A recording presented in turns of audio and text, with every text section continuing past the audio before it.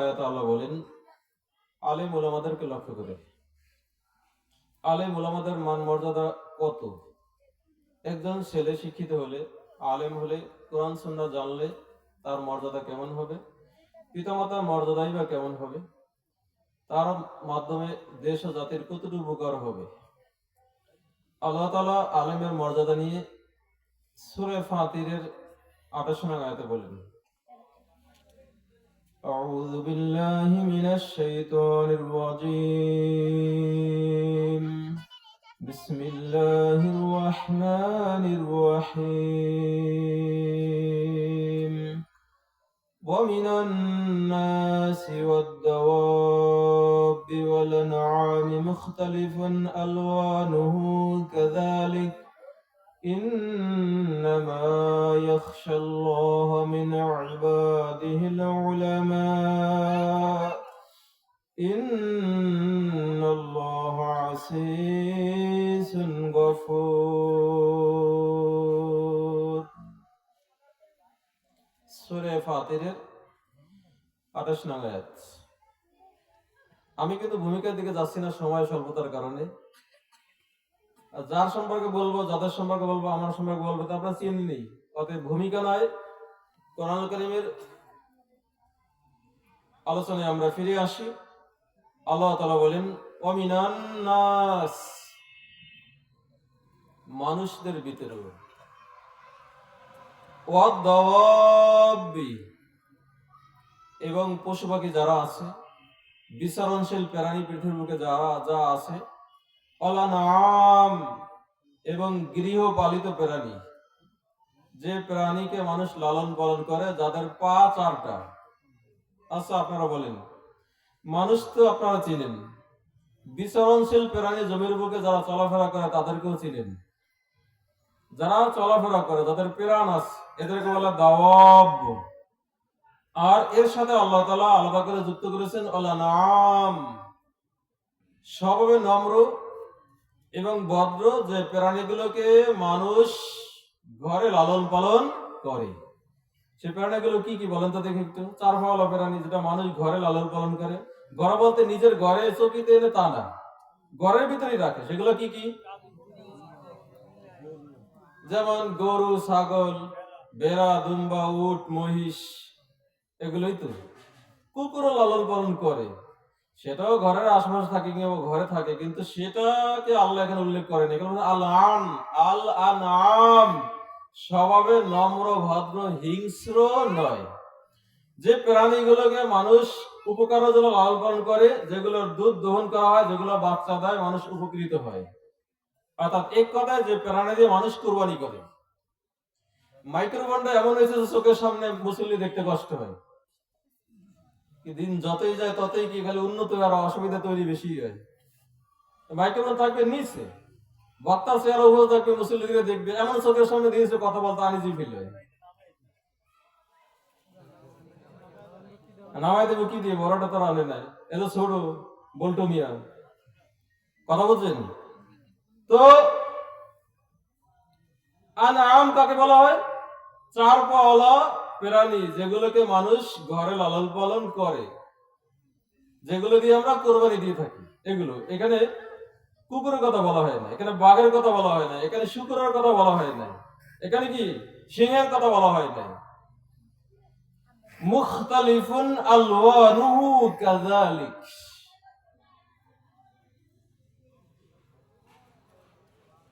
এই সমস্ত প্রাণীগুলোরও বিভিন্ন রূপ রয়েছে। যেরকম রূপ রয়েছে, আগের আয়াতে আল্লাহ বলেছেন আলাম তারা আন্নাল্লাহা আনসালা মিনাস সামাই মাআ, তুমি কি লক্ষ্য করো না? মিনাস সামাই, আকাশ থেকে, আন্নাল্লাহা আনজালা, নাজিল করেন, মাআ, পানি। আল্লাহ তাআলা আকাশ থেকে কি নাজিল করেন? কি নাজিল করেন ভাইরা? পানি। এই পানি দিয়ে কি কি উপকার হয়? কৃষক ফসল ফলায়, তৃষ্ণার্ত ব্যক্তি তৃষ্ণা মিটার পানি পান করে, কৃষক ফসল ফলায়, মাটি উর্বর হয়, এবং পানিগুলো জমিতে জমে থাকে, যাতে করে শুকনোর সময় মানুষ পানি ব্যবহার করতে পারে। কিংবা গভীর কূপের মাধ্যমে, নলকূপের মাধ্যমে মাটির নিচ থেকে পানি উঠিয়ে ব্যবহার করতে পারে। আল্লাহ তাআলা কিছু উপকারের কথা উল্লেখ করছেন পানির। তুমি কি লক্ষ্য করনি? লক্ষ্য করো না? আল্লাহ তাআলা আকাশ থেকে পানি বর্ষণ করেন। ফাখরাজনা বিহি সামারাতিন মুখতালিফান আলওয়ানুহা। অতঃপর আমি আল্লাহ, আল্লাহ বলছেন আমি আল্লাহ এই পানির মাধ্যমে বের করি জমিন থেকে অনেক ফলমূল। মুখতালিফান আলওয়ানুহা, যে ফলমূলের রঙও বিভিন্ন। অমিনাল জিবাল জুদাদুম বিচ, দবদবে সাদা গিরিপথের পাথর, দবদবে সাদা, হুমরুম লাল, মুখতালিফুন আলওয়ানুহা, এই লালের ভিতরে বিভিন্ন রং আছে। কম লাল, বেশি লাল, আর অন্য রং মিলেলে বিভিন্ন ধরনের লাল হয় কিনা? সব লাল রং তো একরকম নয়। ও গড়া বিভূষুদ, আর পাথর রয়েছে নিকোষ কালো, একেবারেই ঘন কৃষ্ণ কালো। কোনটা ধবধবে সাদা, কোনটা লাল, কোনটা কালো, কি এরকম আছে না রং বেরঙের? এই পাথর এবং মানুষ, বিশ্রামশীল প্রাণী, গৃহপালিত প্রাণী, তারও বিভিন্ন রূপ রয়েছে। আচ্ছা আপনারা বলেন তো, এই রং, এই রূপ, এই রস, এই আকার, এই আকৃতি, এটা কি সাব্যস্ত করে না? এটা কি বলে না যে এর পিছনে নিশ্চয় একজন সৃষ্টিকর্তা রয়েছেন? কি বলেন? একই মাটি, একই পানি, একই সার। এক জায়গায় মরিচ গাছ, পাশাপাশি কদু গাছ, ধরেন এখন কদু তরকারি, করলা গাছ, সিম গাছ, তারপরে পাশাপাশি আম গাছ, জাম গাছ, তেঁতুল গাছ, তাল গাছ, কলা গাছ, একই পানি, একই মাটি, একই সার। সারের ভিন্নতা থাকতে পারে, ফলের ধরন অনুযায়ী সারের ভিটামিনের পার্থক্য থাকতে পারে, কিন্তু মাটিতেও একই, মাটিরও আলাদা গুণাগুণ আছে। পানি, এই যে আপনি রোপণ করলেন পাশাপাশি একটা মরিচ গাছ, একটা আম গাছ, একটা জাম গাছ, একটা তেঁতুল গাছ, একটা কি শশা গাছ।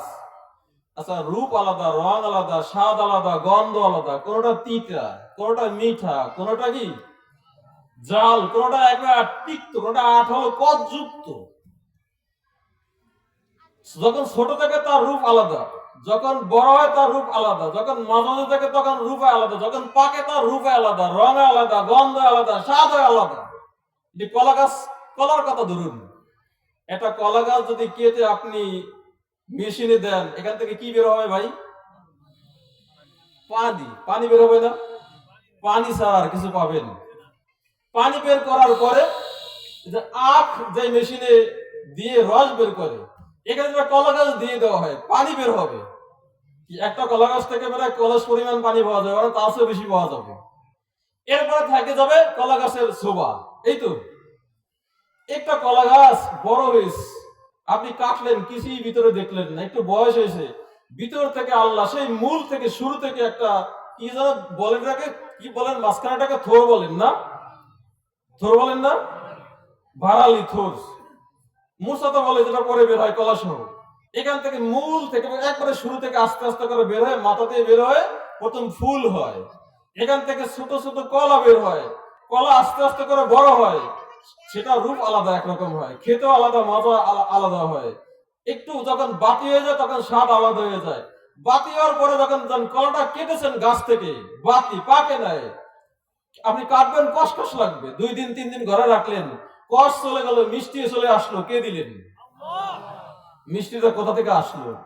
এই যে কলাটা কাটলেন, বাতি কলা পাকে নাই, 2 দিন ঘরে রাখলেন, আর পেকে গেল 2 দিনের ভিতরে, মাঝখানে রং আলাদা হয়ে গেল, হলুদ হয়ে গেল, স্বাদও পরিবর্তন হয়ে গেল, চিনি মিষ্টি যুক্ত হয়ে গেল, কে করলেন? মরিচ গাছ লাগালেন, মরিচ হলো জাল, পাশে আম গাছ লাগালেন, মনে করেন ফজলি আম, মিষ্টি। আর অনেক আম আছে না, এখন অনেক প্রকার আম বাংলাদেশে উৎপাদন হয়, অনেক আম, প্রায় 250 জাতের আম রয়েছে। কয়টার নামই বা আমরা চিনি কি?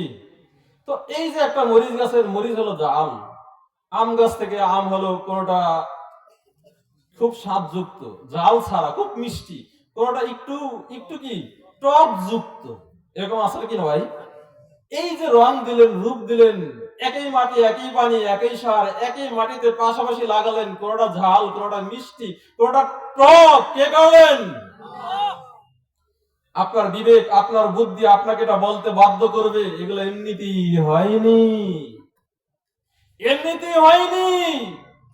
এই যে আপনি চিন্তা ভাবনা করে এই বিভিন্ন রং, বিভিন্ন রকমের মানুষ, কেউ লম্বা, কেউ খাটো, কারো নাক বোসা, কারো নাক গোসা, কারো কণ্ঠ খুব সীমিষ্ট, শুনতে মনেই চায়, কারো কণ্ঠ এমন মানে বেসুরের, ভালো কথা বললেও ভালো লাগে না, কি বলেন?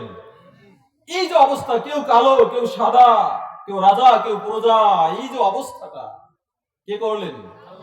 কে করলেন ভাই? আল্লাহ করলেন না? এই যে মহাশূন্যের মাঝে সূর্যটা আমাদের কাছে উঠছে আর ডুবছে, উদয় হচ্ছে আর ডুবে যাচ্ছে, একটু কি চিন্তা করেছি এটার জ্বালানি কে দিচ্ছেন প্রতিদিন? এটা তো crore crore trillion billion litre জ্বালানি লাগে প্রতিদিন এটার আলো দিতে, তাপ দিতে, কে দিচ্ছেন? মানুষ দিচ্ছে মনে হয়, বাংলাদেশের সরকার প্রধান দিচ্ছে, এর আগে আমাদের সাবেক প্রধানমন্ত্রী হাসিনা মাইনা দিয়েছেন, এর আগে খালেদা জিয়া দিয়েছেন, এরশাদ সাহেব দিয়েছেন, এর আগে প্রেসিডেন্ট কি মুজিবুর রহমান সাহেব দিয়েছেন, নাকি দিয়েছেন? সূর্যকে একদিন রাগ করছে, এই বাংলাদেশের লাভরা, তোদেরকে আমি আর তাপ দেব না, আমাকে জ্বালানি কম দিচ্ছিস, কি বলেন? আমেরিকার প্রেসিডেন্ট দিয়েছে, কে দিয়েছেন? প্রতিদিন দিচ্ছেন কে? এই যে বিশাল সূর্য ঠিক টাইম মতো প্রতিদিন উঠাচ্ছেন, ঠিক টাইম মতো আবার ডুবাচ্ছেন, এটার মালিক ছাড়াই কি? নিশ্চয় একজন মালিক আছেন, তিনি কে? তিনি কে? তিনি আল্লাহ, তিনি আল্লাহ। শুধু কি তাই? একটু চিন্তা করছেন, এই যে বিশাল সূর্য আল্লাহ উঠাচ্ছেন, ডুবাচ্ছেন, বিজ্ঞানীগণ বলেন এই পৃথিবীর চেয়ে এই সূর্যটা 13 লক্ষ গুণ বড়। আবার এই যে ওই আকাশে যে আমরা দেখছি নক্ষত্রগুলো, তারকাগুলো জল জল করে জ্বলছে, মনে হয় যেন একটার সাথে আরেকটা লেগে আছে। আরে না ভাই, একটার সাথে আরেকটা লেগে নাই, একটা থেকে আরেকটা দ্রুত crore crore mile, trillion billion mile, মনে হচ্ছে কাছাকাছি। এবং এমন সূর্য, এমন তারকা আল্লাহ তাআলা আকাশে তৈরি করেছেন, যে তারকাগুলো আমাদের সূর্যের চেয়ে কোটি কোটি গুণ বড়। এরকম হাজারো লক্ষ কোটি ট্রিলিয়ন বিলিয়ন তারকা আল্লাহ আকাশে তৈরি করেছেন, যেখানে সূর্যের কোনো অস্তিত্বই নাই। আর পৃথিবীতে সূর্যের থেকে 13 লক্ষ গুণ সূর্য বড়, তাহলে পৃথিবী 13 লক্ষ গুণ ছোট। তাহলে এই যে ছোট্ট পৃথিবীটা, মহাশূন্যের তুলনায় এই পৃথিবীর কোনো অস্তিত্বই নাই। তদুপরি বিজ্ঞানীগণ বলেন এটা একটা বালুর সমান। এই পৃথিবীটা একটা কি বালুর? যদি মহাশূন্যের তুলনায় পৃথিবীটা বালুর সমান হয়, আমরা যারা মানুষ আছি তাদের অস্তিত্ব কোথায় থাকে বলেন? এই অস্তিত্বহীন মানুষ, এক সময় আল্লাহ অস্তিত্বহীনতা থেকে আল্লাহ আমাদেরকে এই যে সাধারণ ক্ষুদ্র কর্মজম পিতামাতার থেকে, এই যে পিতামাতার শুক্রাণু, শুক্রবিন্দু, ডিম্বাশয় থেকে, ডিম্বাণু থেকে আল্লাহ তাআলা আমাদেরকে তৈরি করলেন, যেটা খালি চোখে দেখাটা বড় কঠিন, শক্তিশালী মাইক্রোস্কোপ যন্ত্র লাগে দেখার জন্য, যে ক্ষুদ্র, অতি ক্ষুদ্র শুক্রাণু এবং ডিম্বাণু থেকে আল্লাহ আমাদেরকে তৈরি করেছেন, যার কোনো অস্তিত্বই ছিল না। এই অস্তিত্বহীন মানুষকে আল্লাহ তাআলা তৈরি করে এই স্বল্প সময়ের দুনিয়ায়, পরকালের তুলনায় আমার আগের বন্ধু বলে গিয়েছেন যে 1 সেকেন্ডের মতো, পরকালের তুলনায় এই পৃথিবীটা 1 সেকেন্ডের মতো। তদুপরি আমরা এই মহাশূন্য তুলনায় অস্তিত্বহীনতার মধ্যে অবস্থান করছি। এখানে এসে কিসের নেশায়, কিসের আশায়, কিসের ভরসায় নিজেকে বড়াই করে চলছি? কেন আমরা অহংকার করছি? কেন ক্ষমতার বড়াই করছি? কেন অত্যাচার করছি? কেন অবিচার করছি? আমার কি মরণ আসবে না? এতটুকু চিন্তা আমার হচ্ছে না যে নিশ্চয় একজন পিছনে রয়েছেন যিনি একদিন আমাকে ধরবেন? সব কিছুর মালিককে যখন একজন বান্দাই সৃষ্টি নাজিকে চিন্তা ভাবনা গবেষণা করে, তখন তার মহান মালিকের পরিচয় লাভ করে যায়। আর এই পরিচয় লাভ করাটাই হলো আলেমদের কাজ। এজন্য আল্লাহ বলছেন, ইন্নামা ইয়াখশাল্লাহা মিন ইবাদিহিল উলামা, নিশ্চয় আল্লাহ তাআলাকে কেবলমাত্র ভয় করে থাকে তারা আলেম বান্দাগণ। বলেন কারা ভয় করে? আলেম বান্দাগণ আল্লাহকে ভয় করেন। আল্লাহ কিন্তু সীমাবদ্ধ করে দিয়েছে, ইন্নামা, কেবলমাত্র। সীমাবদ্ধ করে দিয়েছেন। ধরেন জাদুকররা জাদু দেখায় না আমাদের সমাজে, এই জাদুর কি করে, একটা লাঠি দিয়ে দাগ দেয়, এর ভিতরে কেউ আসবেন না, এটা সীমাবদ্ধ সংরক্ষিত স্থান, এর ভিতরে আসলে এই প্রকার ক্ষতি হবে, মানে এটা আপনাদের ভয় দেখে আর কি। কারণ জাদুর ক্রিয়া তো ওর ভিতরে, ওটার ভিতরে গেলে আপনি দেখবেন ও বলতে আছে, দেখাইতেছে মুখ দিয়া টাকা পড়তেছে, পয়সা পড়তেছে, আপনি দেখবেন কিছুই করে না আসলে। এই যে সীমাবদ্ধ নজরবন্দি করাটা, এর ভিতরে গেলে আপনার ক্ষতি হয়তো সে করবে, ক্ষতিগ্রস্ত হবেন, কিংবা তার বেলকি বাজে ধরা পড়ে যাবে, এই জন্য ভিতরে যদি নিষেধ করছে, এটাকে সীমা সীমা ভিতরে রেখেছে, সীমা যেটাকে সীমা রেখা দিয়েছেন। তো আল্লাহ বলছেন কেবলমাত্র আল্লাহকে ভয় করে তারা আলেম বান্দা করবে। এখন প্রশ্ন করবেন, হুজুর তাহলে আপনারাই ভয় করেন, আমরা সব ফাঁকা, আমরা কি আল্লাহকে মনে হয় ভয় করি না? এখন আসুন, আলেম কাকে বলে? ইলম থেকে আলেম, ইলম মানে জ্ঞান, জানা, বুঝা, অনুধাবন করা, পরিচয় লাভ করা। আর ইলম যে অর্জন করে তাকে বলে আলিম, মানে জানলেওয়ালা, জ্ঞানী। এখন আসুন, আপনিও কিন্তু আলেম কিছু না কিছু। আপনি নামাজ পড়বেন, নামাজ পড়া আপনার জন্য ফরজ কিনা? না নফল? ফরজ না? ফরজ। নামাজের মাসলা শিক্ষা করা ফরজ। আপনি নামাজ পড়বেন, নামাজ ফরজ, নামাজের মাসলা শিক্ষা করা ফরজ। যিনি নামাজ পড়বেন নামাজের মাসলা না শিখেই, তো নামাজের মাসালা আপনি পুরোপুরি শিখছেন, নামাজের মাসালার ব্যাপারে আপনি আলেম। কি বলেন? সামনে রোজা আসছে, রমজান রোজা নিয়ম কানুন আছে না, মাসাগুলো আপনি ভালো করে শিখছেন, রোজার মাসালার ব্যাপারে আপনি আলেম। এভাবে যে ইবাদতটা আপনি করবেন, করার আগে ইলম শিখে নেবেন, ওটার পদ্ধতি শিখে নেবেন, জেনে নেবেন, তাহলে সেই ব্যাপারে আপনি আলেম। এখানে যারা আছেন কিছু না কিছু তো অবশ্যই আলেম, নাকি জাহেল? তবে সামগ্রিক পরিভাষায় সব দিক থেকে যারা জানেন তাদেরকে আমরা আলেম বলি। বিশেষ করে যারা মাদ্রাসায় পড়াশোনা করে কঠোর পরিশ্রম করে ইলম অর্জন করেন তাদেরকে আমরা আলেম বলি। কিন্তু কোরআনের পরিভাষায় শুধু ইলম শিখার নামকেই আলেম বলা হয় না। কোরআন সুন্নাহর পরিভাষায় আলেম বলা ওই ব্যক্তিকে, যেই ব্যক্তি সত্যিকার অর্থে কোরআন সুন্নাহর জ্ঞান শিখেছে এবং সত্যিকার ভাবে আল্লাহ তাআলার সন্তুষ্টির জন্য আমল করছে, লোকদেরকে আল্লাহর সন্তুষ্টির জন্যই শিখাচ্ছে, সঠিকভাবে শিখাচ্ছে, উল্টাভাবে নয়, সঠিকভাবে আমল করছে, আল্লাহর ভয়ে আল্লাহর মারফত অর্জন করেছে, এই ব্যক্তিকে বলা হয় আলেম। শিখেছে এবং সত্যিকার অর্থে আমল করছে, তাকে বলা হয় কি? শিখেছে কিন্তু আমল করছে না, উল্টাপাল্টা করছে, সে আলেম নয়, সে জাহেল। সে কি? সে জাহেল। তাহলে এখানে আমরা যারা আছি কিছু না কিছু তো অবশ্যই আলেম। কি বলেন? তো তাহলে এখন পেয়েছেন যে শুধুমাত্র মাদ্রাসায় পড়াশোনা করা আলেম নয়, আল্লাহকে ভয় করে, আসলে তা না। আপনি জেনারেল শিক্ষিত কিন্তু মাসালা মাসাল শিখে আমল করতে আছেন, আপনিও আলেমের কাতারে আছেন।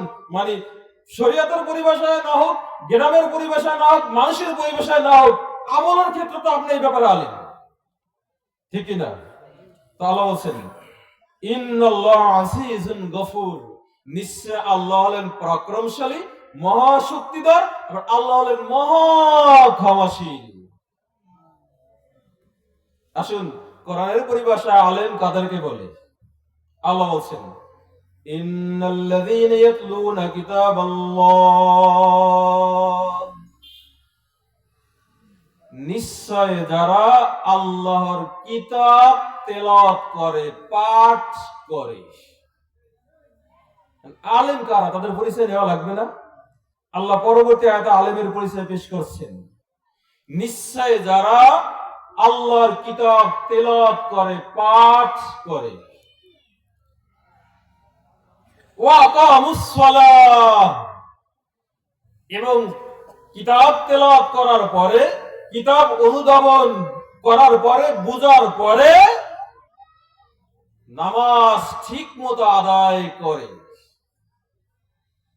ওয়ানফাকু, এবং খরচ করে, মিম্মা রাযাকনাহুম, আমি যে রিজিক তাদেরকে দান করেছি, সিররা, গোপনে, ওয়া আলানিয়া, এবং প্রকাশ্যে।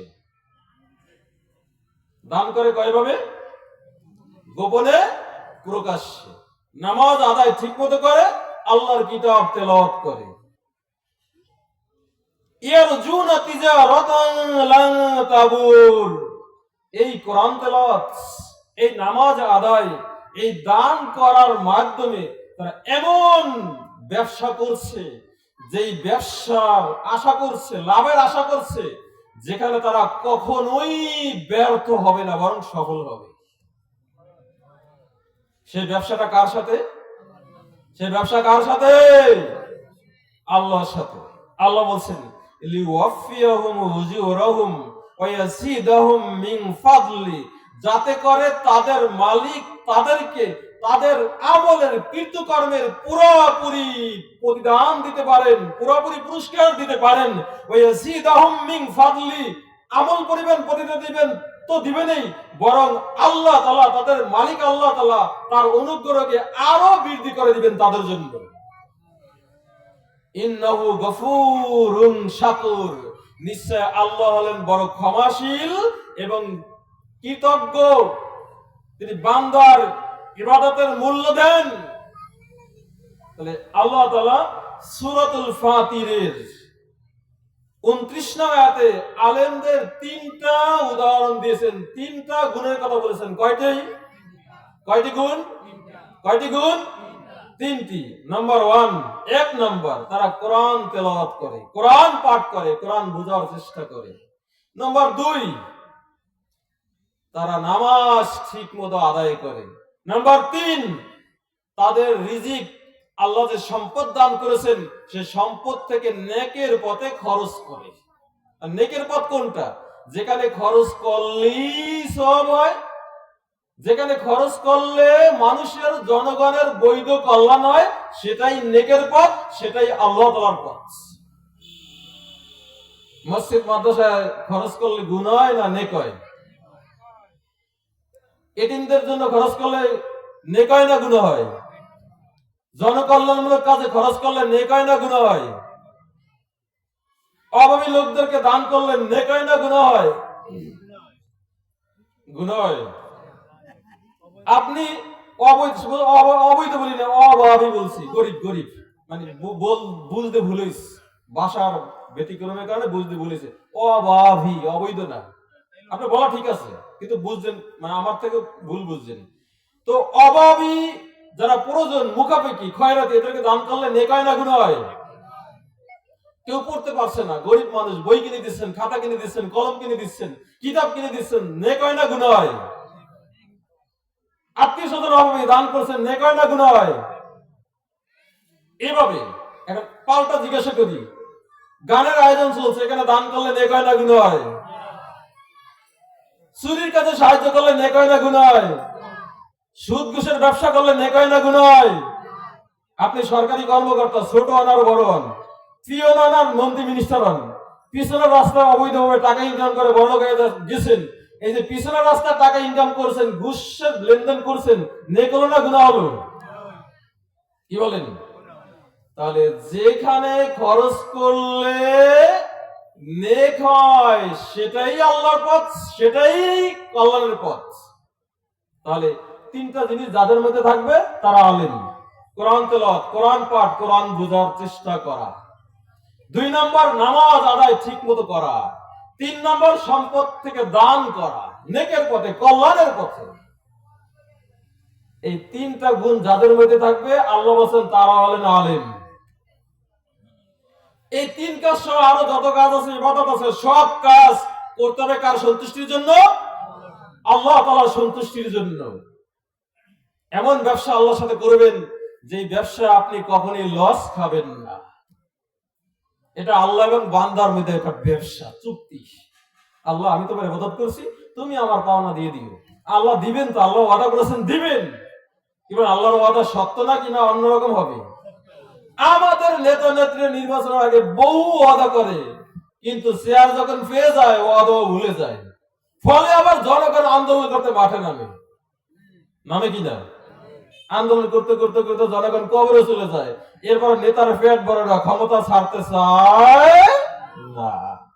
আল্লাহ যখন কাজ করিয়ে দেন, তখন উল্টে পড়ে, গণেশ উল্টে গেছে রে, আর থাকতে পারলাম না, দে দোষ। কি করেন? এরকম নেতা নেত্রী লাভটা কি? নেতা হন মহানবী মুহাম্মদ সাল্লাল্লাহু আলাইহি ওয়াসাল্লাম মতো নেতা হন, নেতা হন আবু বকর মতো হন, নেতা হন ওমর মতো হন, শাসক হন উসমান মতো হন, আলীর মতো হন, ওমর বিন আব্দুল আজিজের মতো হন। যেখানে ওমর বিন খাত্তাব রাদিয়াল্লাহু আনহু বলেছেন, যদি ফোরাত নদীর তীরে একটা বিড়ালও না খেয়ে মারা যায়, আমার ভয় হয় কাল হাসরের ময়দানে আমার মালিক আমার আল্লাহ প্রশ্ন করবেন, ওমর তোমাকে বাদশা করেছিলাম, শাসনকর্তা করেছিলাম, বলো তোমার রাজ্যে একটা বিড়াল কেন না খেয়ে মারা গেল, জবাব দাও। বিড়াল না খেয়ে মারা গেলে পরকালে ধরা হবে, এই ভয়ে তারা শঙ্কিত। আজ আমাদের নেতা নেত্রী আছে, তাদের চরিত্র কেমন?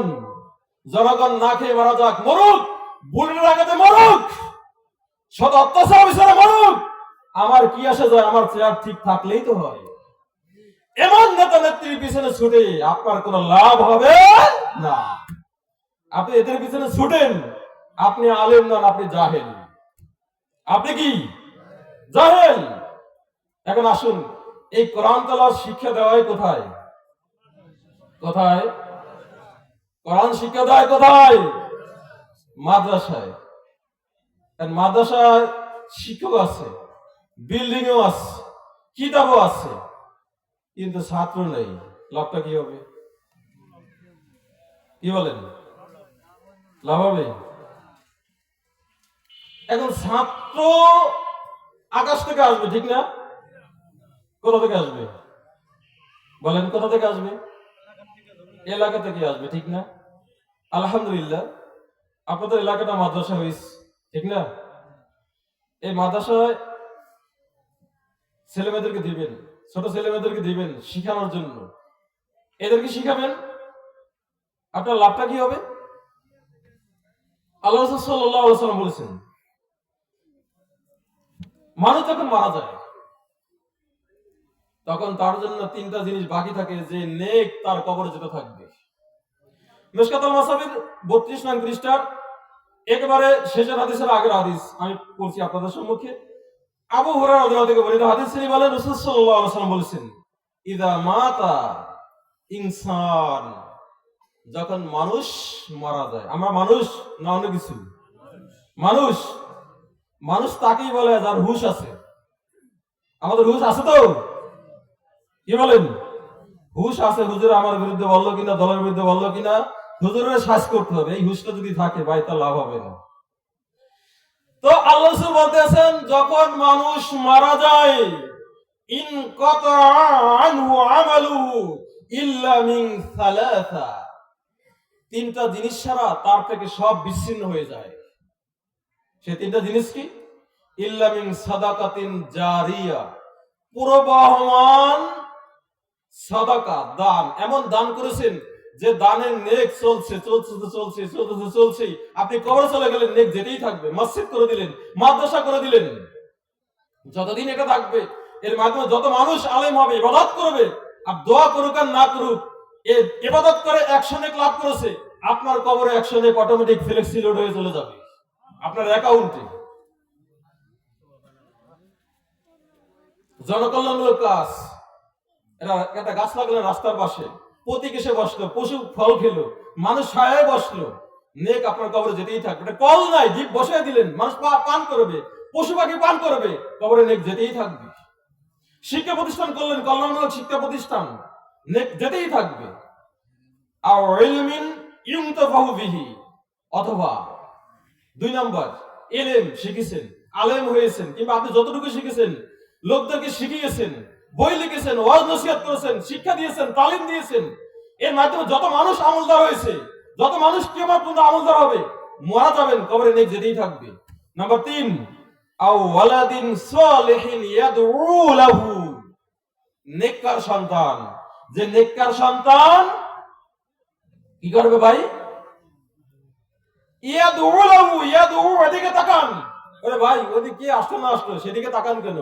মনে হয় আমার কথা রাগ করছেন আপনারা, না হলে মনোযোগ নেই। ওই মিয়া, আমরা শিক্ষক, আপনারা এখন ছাত্র। ক্লাসে ছেলে মেয়েদেরকে মাঝে মাঝে এরকম বলি, পড়াশোনার জন্য কয়টা জিনিস লাগবে? ক্লাসে আসার পরে দুইটা জিনিস লাগবে। কয়টা? একটা একটা হলো দেহ, আর একটা হলো মন। 3 নম্বর সেটা লাগবে ব্রেন। এটা কম বেশি সবারই আছে। এখানে যারা আছেন সবাই পাগল মনে হয় নাকি? হ্যাঁ, এক অর্থে সবাই পাগল। কেউ নারীর পাগল, কেউ ক্ষমতার পাগল, কেউ দলের পাগল, কেউ চামচামির পাগল, কেউ গিবাতের পাগল, কেউ নাচের পাগল, কেউ গানের পাগল, কেউ আল্লাহর পাগল, কেউ রসুলের পাগল, কেউ খাওয়ার পাগল। কি কন? সবাই আমরা পাগল। পাগল এই মেলাই পাগলের। তবে এই পাগল আর সেই পাগল না। সত্যিকার পাগল বলে যাদের মাথা খারাপ হয়ে যায়। এটা মাথা খারাপ কেউ আছেন কেউ? তো ইলম শেখার জন্য 3টা জিনিস জরুরি। একে তো দেহ লাগবে, সাথে মনও লাগবে, ব্রেনও লাগবে। ব্রেন সবাই আছে, কম আর বেশি। এখন দেহ এখানে বসা আছে, কিন্তু একটা জিনিস নাই, সেটা হলো আমার মন। আমি তো ওয়াজ শুনছি, এখানে বসা আছি, মনে করছে খুব ভদ্র, এদেশে ভদ্র আর কেউ নাই, কিন্তু মন তো ঘুরছে ওই যেখানে আমার মন সেখানে।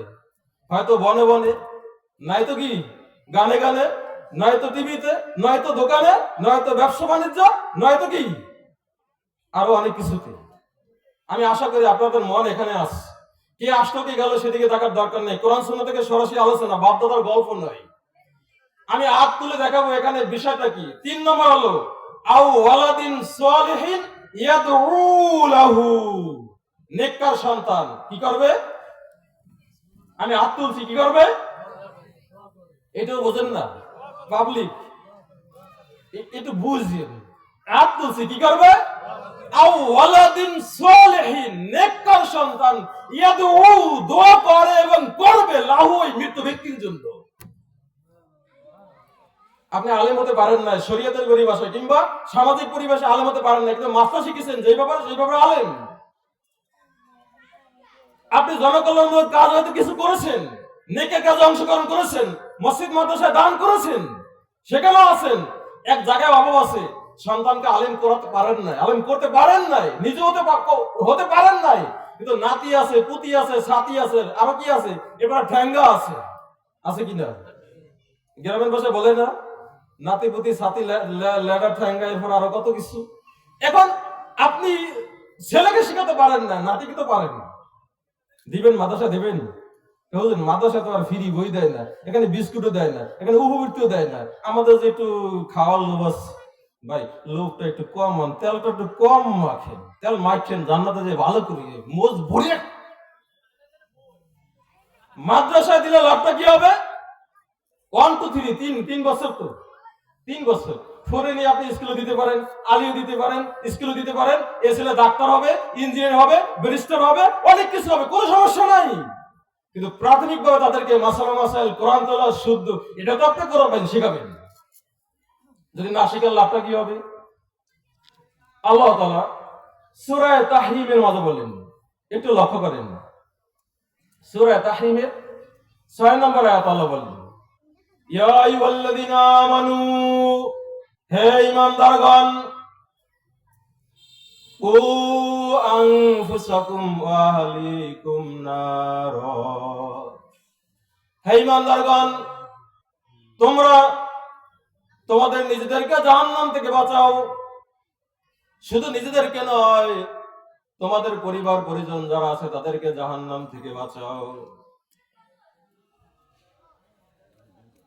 ওয়া আহলিকুম নার ওয়াকুদুহান নাস ওয়াল হিজারা, ওয়া আহলিকুম নার ওয়াকুদুহান নাস ওয়াল হিজারা, তোমরা নিজেদেরকে বাঁচাও, পরিবার পরিজনদেরকে জাহান্নাম থেকে বাঁচাও। আর সে জাহান্নামের লাকড়ি হবে মানুষ এবং পাথর, আলাইহা মালাইকাতুন গিলাযুন শিদাদ, সেই জাহান্নামে দারওয়ান ফেরেশতা যারা রয়েছে, দ্বার রক্ষক ফেরেশতা যারা রয়েছেন, তাদের স্বভাব আর বৈশিষ্ট্য এমন হবে, তারা স্বভাবে খুব কঠোর, গিলাদ, খুব কঠোর, তাদের অন্তরে কোনো দয়ার মায়া নাই। শিদাদুন, তারা খুবই কঠিন এবং শাস্তি দানের ব্যাপারে খুব কঠিন। লা ইয়াসুনাল্লাহ মা আমারহুম, আল্লাহ তাদেরকে যে আদেশ করেন সে আদেশকে তারা অবাধ্য হয় না, আদেশ তারা পুরোপুরি পালন করেন, আদেশে অবাধ্য হয় না, যা বলেন তাই তারা করেন। ওয়াইফআলুনা মা ইউমারুন, এই ফেরেশতারা তাই করতে থাকেন, তাই করেন, তাই করেন, তাই তাই করতে থাকবেন। তাদের মালিক মহান আল্লাহ তাদেরকে যে ব্যাপারে আদেশ দান করে। সূরা তাহরিমের 6 নম্বর আয়াত আল্লাহ বলেন, ঈমানদারগণ, আমরা কি সবাই ঈমানদার? এখানে যারা আছে সবাই ঈমানদার? আমাদেরকে লক্ষ্য করে আল্লাহ বলছেন, ঈমানদারগণ, নিজেরা জাহান্নাম থেকে বাঁচো, নিজেদেরকে হেফাজত করো, তোমার পরিবার পরিজনদেরকে জাহান্নাম থেকে হেফাজত করো। এখন আসুন, আহল তথা পরিবার কাদেরকে বলা হয়?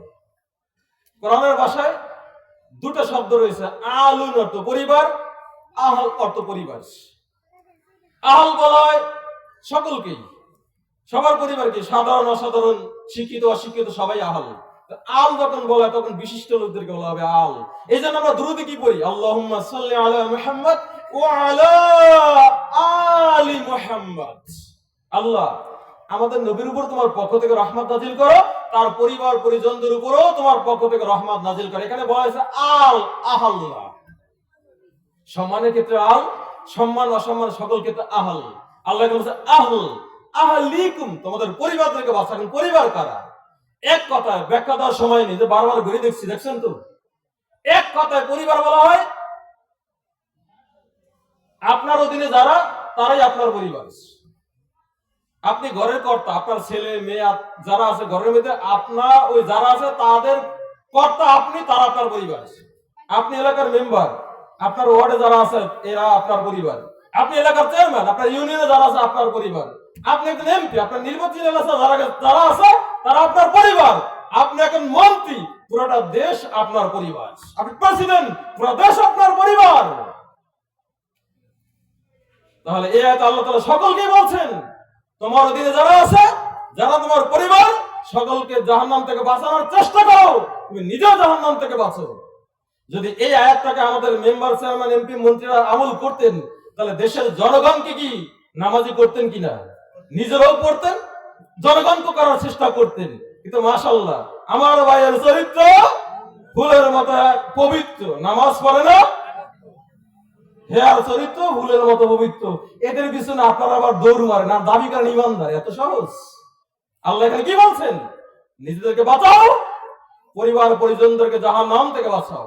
তো পরিবার পরিজনের কর্তা পুরুষ, আর তার অধীনে যারা আছে তারা তার পরিবার। এখন পরিবারকে কিভাবে জাহান্নাম থেকে বাঁচাবেন? বাঁচানোর জন্য সবার আগে ইলম শিক্ষা দিতে হবে, দিতে হবে না? আর ইলম শিক্ষাটা দেওয়া হয় কোন জায়গায়? কোন জায়গায়? মাদ্রাসায়। মাদ্রাসা ছেলে মেয়েদেরকে দিবেন না লোভের আশায়, উবুক্তির আশায়, কিছু খয়রাত পাওয়ার আশায় স্কুলে নিয়ে ভর্তি করাবেন? আগে মাদ্রাসায় দেন। হ্যাঁ, যদি আপনি স্কুলে দেন তাহলে আপনার ছেলে মেয়েকে কোরআন সুন্নাহ শিখার জন্য আলাদা হুজুর রেখে ব্যবস্থা করবেন। তবে সেই হুজুর রেখে ব্যবস্থা করার চেয়ে এখানে দেওয়াটা সবচেয়ে উত্তম। অনেক কিছু শিখতে পারবে। যে দিয়েছেন তিনি বুঝেন যে কি শিখেছে। এখানে হাতের লেখা অনেক সুন্দর। এখানে সিস্টেমলি বাংলা, ইংরেজি, অঙ্ক সবই শেখানো হয়। একজন ছেলে আর মেয়ে এখান থেকে যে ফোরে ভর্তি হতে পারবে, সেটা আলিয়া হোক আর স্কুল হোক। দিবেন তো? দিবেন। আর এখানে দিয়ে ছেলে মেয়েকে শেখানোর জন্য হুজুরদের যা দরকার, টাকা পয়সা, খেদমত সবকিছু করবেন তো? সারাদিন পাওয়ার টিপবেন, এইটাকে খেদমত বলা হয় না। হুজুরের যা দরকার সংসার চলতে, তার ব্যবস্থা করে দেওয়া, মাদ্রাসার অভাব পূরণ করে দেওয়ার নামেই খেদমত করবেন ইনশাআল্লাহ। আমি একটা হাদিস বলে আজকে আলোচনা আপনাদের সম্মুখে শেষ করব, যে ইলম শিখালে কি লাভ হবে। মিশকাতুল মাসাবির 34 পৃষ্ঠার একটা হাদিসের অংশ বলছি। আবু দারদা রাদিয়াল্লাহু আনহুর কাছে এক ব্যক্তি আগমন করলো সুদূর সেই মদিনা থেকে। ইন্নী জিতুকা মিন মাদিনাতি রাসূল সাল্লাল্লাহু আলাইহি ওয়াসাল্লাম। আবু দারদা, আমি আপনার কাছে সুদূর মদিনা থেকে ছিড়ে এসেছি একটি হাদিস শেখার জন্য। বালাগানি আন্নাকা তুহাদ্দিসু আন রাসূলিল্লাহ সাল্লাল্লাহু আলাইহি ওয়াসাল্লাম মা জিতু লিহাজাতিন, যে হাদিসটি আমার কাছে পৌঁছেছে রাসূল সাল্লাল্লাহু আলাইহি ওয়াসাল্লামের পক্ষ থেকে। আমি আমার অন্য কোনো প্রয়োজনে আসি নাই। তৎকালীন জামানায় মদিনা থেকে সিরিয়ায় শত শত মাইল দূরে, তখন বিমান ছিল না, গাড়ি ছিল না, কষ্ট করে যেতে হতো, মাসের পর মাস চলে যেত। ইয়াকুলু, আপনি নাকি রাসূল সাল্লাল্লাহু আলাইহি ওয়াসাল্লাম নাকি ফাইন্নি সামিত রাসূলুল্লাহ সাল্লাল্লাহু আলাইহি ওয়াসাল্লাম ইয়াকুল, আমি শুনেছি রাসূল সাল্লাল্লাহু আলাইহি ওয়াসাল্লামকে বলতে, মান সালাকা তরিকান ইয়াতলুবু ফীহি ইলমান, যে ব্যক্তি কোনো ইলম অর্জন করার পথে হাঁটে, ইলম শেখার জন্য সালাকাল্লাহু বিহি তরিকান মিন তুরুকিল জান্নাতি, আল্লাহ তাআলা ওই ব্যক্তির জন্য জান্নাতের রাস্তাসমূহের মধ্যে রাস্তাগুলো সহজ করে দেন। ওয়াইনাল মালাইকা লাতাদাউ আজনিহাতিহা রিদান লিতালিবিল ইলমি, আর আল্লাহ তাআলার যে ফেরেশতাগণ রয়েছেন, এই ফেরেশতাগণ তালেবে ইলম, ইলম অর্জন যারা করে তালেবে ইলমদের সন্তুষ্টির জন্য তাদের পাখাগুলোকে বিছিয়ে দেন কুদরতি ভাবে। ওয়াইনাল আলিমা ইস্তাগফিরু লাহু মিন মান ফিস সামাওয়াতি ওয়া মান ফিল আরদ, আর আলেম হলে লাভটা কি হবে? সত্যিকার আলেম যারা জানেন, আমল করেন আল্লাহর জন্য, আলেমের জন্য ক্ষমা প্রার্থনা করে, আল্লাহ তুমি আলেমকে ক্ষমা করে দাও। কে করে ক্ষমা প্রার্থনা? আলেমের শত্রু না। মান ফিস সামাওয়াতি ওয়া মান ফিল আরদ, আসমান সমূহে যারা আছে সবাই এবং জমিনে যারা আছে তারা সবাই। আল হিতানু ফি জাওফিল মাই, এমন কি সমুদ্রের ভিতরে মাছগুলো আলেমদের জন্য ক্ষমার দোয়া করতে থাকে।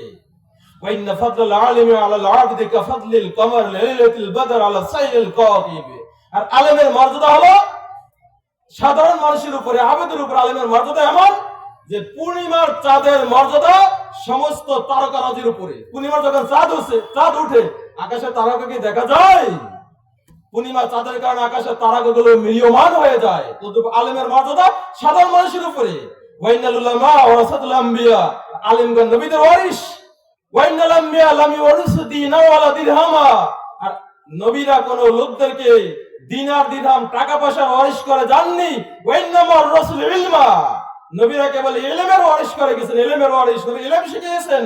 ফামান আকাযাহু আকাযা বিহাদ্দিন ওয়াফিরিন, যে ব্যক্তি এই ইলম শিখলো, ইলম অর্জন করলো, সে তো একটা পুরোপুরি মহান জিনিস অর্জন করলো। এখন এই যে কথা আলেমের মর্যাদা, এটা আলেমের মর্যাদা, এই আলেমের মর্যাদা এত, তাহলে এই যাই পিতামাতা আলেম বানালো, যে দাদা দাদি নানা নেতা নাতিপুতিকে আলেম বানালো, তাদের মর্যাদা কত হবে? আল্লাহ রাসূল বলেছেন কাল হাসর ময়দানে এরকম ব্যক্তিকে আল্লাহ নূরের টুপি পরায় দিবেন, মতির মিম্বারে হাসর ময়দানে বসায় দিবেন, লোকেরা তাকায় তাকায় দেখবে এই লোক আবার কি বলেন? এরকম পিতামাতা, এরকম দাদা দাদি নানা নেই হওয়ার শখ আছে কিনা? কাদের আছে? এটা আজাকান্ত কাদের কার কার আছে? আলহামদুলিল্লাহ আমার আছে, আপনাদের সবার আছে। সবার রাত ঠিক মতো জাগে না, কি অল্প, কে উল্টা, কেউ অর্ধেক। ওরে ভাই, উল্টা জাগালে সমস্যা কি? ইয়া আল্লাহ, এই দারুল কুল ইসলামী মাদ্রাসার এলাকাবাসী থেকে এই ওয়াজ মাহফিল থেকে তোমার কাছে আবেদন, আমার ভাই হাত উত্তোলন করেছে, আমি হাত উত্তোলন করেছি, আমাদের ছেলে মেয়ে, আমাদের নাতিপুতি, এরপরে যারা আসবে সকলকে তুমি হক্কানি আলেম হওয়ার তৌফিক দিও, আল্লাহুম্মা আমিন। আসসালামু আলাইকুম ওয়া রাহমাতুল্লাহি ওয়া বারাকাতুহু। বলতে বলতে আমার শিডিউল সময় থেকে 5 মিনিট বসিয়ে গিয়েছে, এইজন্য আমি ক্ষমা চেয়ে নিয়েছি, দুঃখ প্রকাশ করছি। আর কিছু বলার আমার ইচ্ছা ছিল, কিন্তু সময় স্বল্পতার কারণে বলতে পারিনি। তবে যতটুকু বলেছি আল্লাহ আমল করার তৌফিক দান করুন। আসসালামু আলাইকুম ওয়া রাহমাতুল্লাহি ওয়া বারাকাতুহু। অসংখ্য ধন্যবাদ জানাচ্ছি হযরতুল আল্লাহ হযরত মাওলানা